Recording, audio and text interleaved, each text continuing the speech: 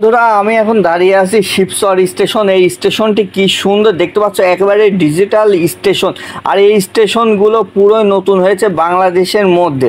Local train যে এত স্পিডে ছুটতে পারে আমার তো ধারণা ছিল না। একেবারে 85 কিলো স্পিডে এই ট্রেনটি ছুটে চলেছে, আরও বাড়ছে।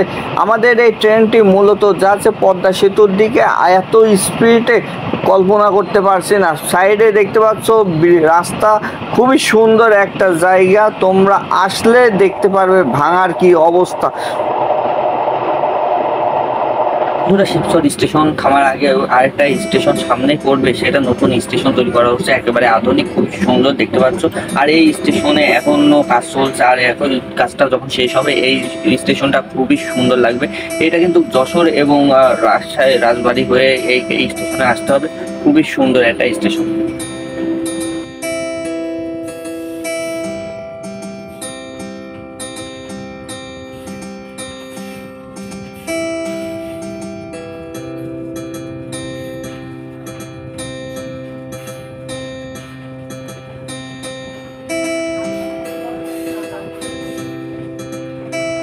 আমি যেখানে রয়েছে এটা হচ্ছে ভাঙা স্টেশন। আর আশপাশের যে রাস্তা, সড়ক রাস্তাটা, এটাও কিন্তু অনেক সুন্দর। তোমরা আসলে এখানে যে বাংলাদেশে এত উন্নয়ন হয়েছে তোমরা সেটা বুঝতে পারবে। তো বন্ধুরা, আমাদের ট্রেন চলা শুরু করেছে, আর আমাদের গন্তব্য পরবর্তী স্টেশন হচ্ছে শিবচর। তো বন্ধুরা দেখতে পাচ্ছ সামনে একটা ফ্লাইওভার চলে গেছে, একেবারে ট্রেনের ওপর দিয়ে। এত সুন্দর, এত টাকা খরচ করেছে, দেখলে তোমরা বুঝতে পারবে যে বাংলাদেশ একেবারে পাল্টে গেছে, পরিবর্তন হয়ে গেছে।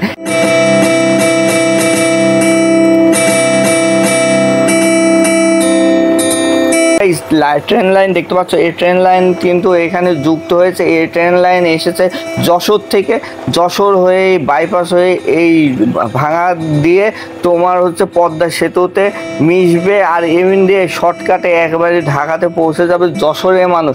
তো এত সুন্দর উন্নয়ন তোমরা এই সরকার আমলেই দেখতে পারলে। তো সামনে একটা স্টেশন আছে, যে স্টেশনটা একবারে নতুন, এখনও রানিং হয়নি। তো এই ট্রেন তবে এই স্টেশনে এখন বর্তমানে দাঁড়াবে না, কয়েকটা স্টেশনে দাঁড়াবে যেগুলো মূলত এখন তৈরি হয়ে গেছে কিন্তু পুরোপুরি রানিং হয়নি। সেই সব স্টেশনে এই লোকাল ট্রেনগুলো থেমে থাকে, কিন্তু যেগুলো ইন্টারসিটি সেই ট্রেনগুলো কিন্তু এই জায়গাতে থামে না, এখন বর্তমানে সরাসরি যাতায়াত করছে।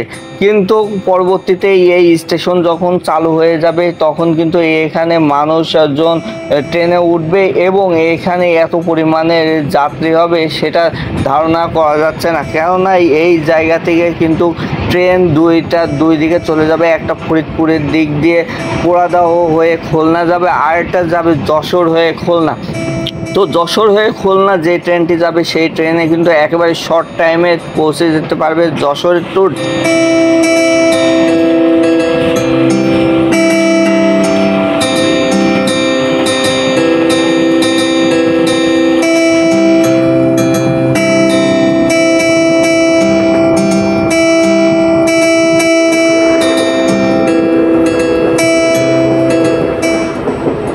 কিন্তু শাখা নদী আছে, আর এই নদীটা কিন্তু একেবারে খুবই সুন্দর। আর এর ওপর দিয়ে একটা যে ব্রিজটা খুবই সুন্দর নতুন তৈরি করা হয়েছে।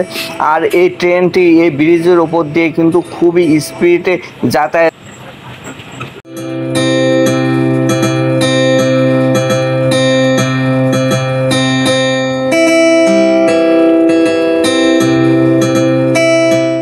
আমি এখন ফাইনালি শিবচর স্টেশনে এসে পড়ছি। আর স্টেশনটা দেখছো কি সুন্দর, আধুনিক একটা স্টেশন, একেবারে এই বাইরের দেশের মতন। আর এইখানে যে এত সুন্দর একটা স্টেশন তৈরি করা হয়েছে ধারণাই করতে পারবে না। তোমরা অবশ্যই শিবচর স্টেশনে আসলে এই স্টেশনটি দেখে যেতে পারো, খুবই সুন্দর। এখানে কিন্তু অনেক জায়গা রয়েছে মাঠের মধ্যে কিন্তু এই স্টেশনটি। আর এই স্টেশনটিতে দেখতে পাচ্ছ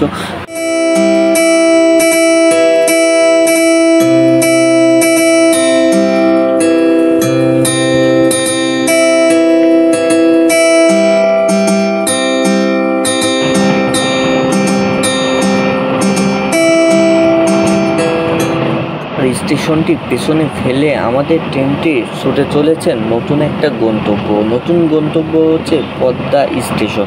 আর পদ্মা স্টেশনটি পদ্মা সেতুর আগে বলে পদ্মা স্টেশন নামে পরিচিত। আর এই স্টেশনটি খুবই সুন্দর, আধুনিক। দেখতে পাচ্ছ পাশে যে রাস্তাটা চলে গেছে, এটা কিন্তু হাইওয়ে রোড, খুবই সুন্দর আধুনিক একটা রাস্তা।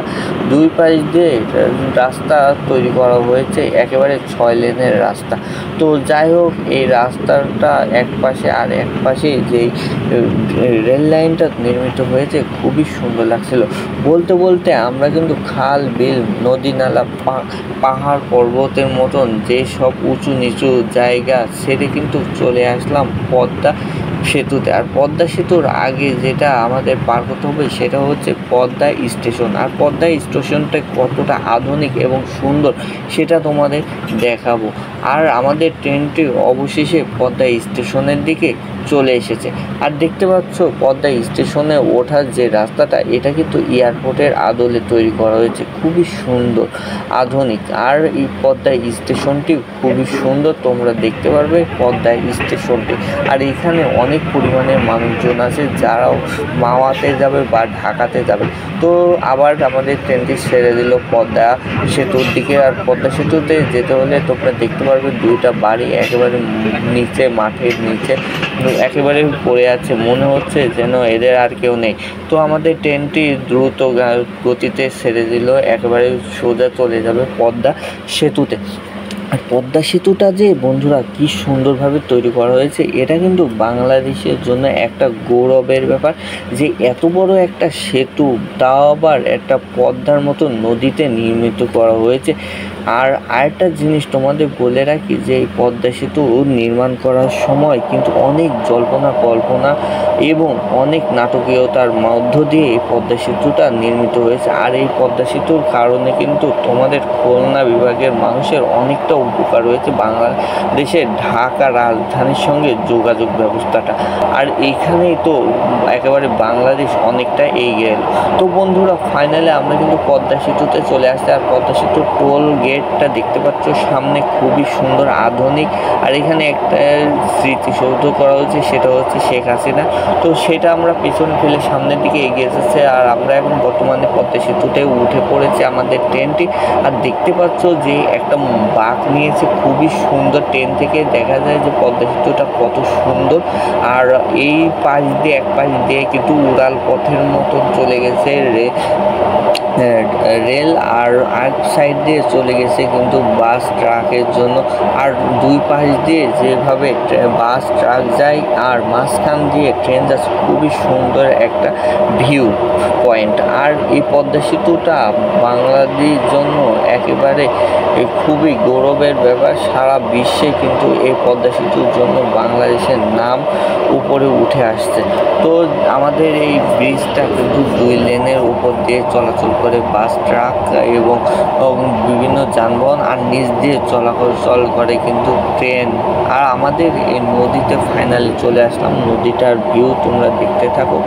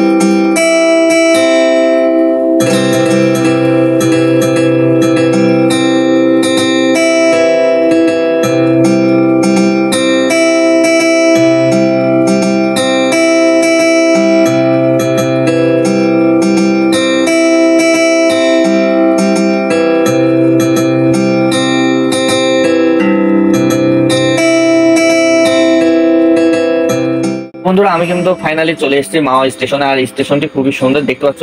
আমি এখন স্টেশনে নামবো আর তোমাদের বাইরের ভিউটা দেখাবো কতটা সুন্দর এখানে এরপর মানুষজন। তো ফাইনালি বাইরের দিকে চলে এসেছে, বাইরে থেকে তোমাদের দেখাচ্ছিলাম আধুনিক একটা স্টেশন, খুবই সুন্দর, নিরিবিলি, পরিষ্কার পরিচ্ছন্ন। যাই হোক, তোমরা আসলে এখানে অবশ্যই ঘুরতে আসতে পারো। তো আমার এই ভিডিওটি তোমাদের যদি ভালো লেগে থাকে অবশ্যই একটা লাইক করে দাও, আর কমেন্ট করে তোমাদের মতামত জানাতে ভুলবে না। আমাদের এই চ্যানেলে তোমরা যদি নতুন হয়ে থাকো অবশ্যই একটা সাবস্ক্রাইব করে পাশে বেল বাটনটা অন করে রাখবে, এবং যারা অলরেডি সাবস্ক্রাইব করেছো তাদেরকে অসংখ্য ধন্যবাদ। আর ফেসবুক পেজ থেকে যারা আমার এই ভিডিওটি দেখছো অবশ্যই পেজটি ফলো করে রাখবে। তো ভালো থেকো, সুস্থ থেকো, আজকের মতন বিদায় নিচ্ছি। আমি রাকিব, আসসালামু আলাইকুম।